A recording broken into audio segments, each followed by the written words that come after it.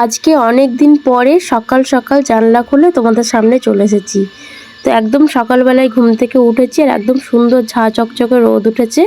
তো উঠে ভাবলাম আগে ঘরের কাজগুলো করে নিই। তো ঘরের কাজগুলো করার জন্য মশারিটা আগে তুলে নিচ্ছি, কারণ কি বিছানাটা আগে গুছিয়ে নিতে হবে, তারপরে সমস্ত কাজ করতে পারবো। আর আমার গলা শুনে নিশ্চয়ই তোমরা বুঝতে পারছো যে আমার একটু কথা বলতে অসুবিধা হচ্ছে। তারপরেও তোমাদের সামনে চেষ্টা করছি একটুখানি ভিডিও তুলে ধরার।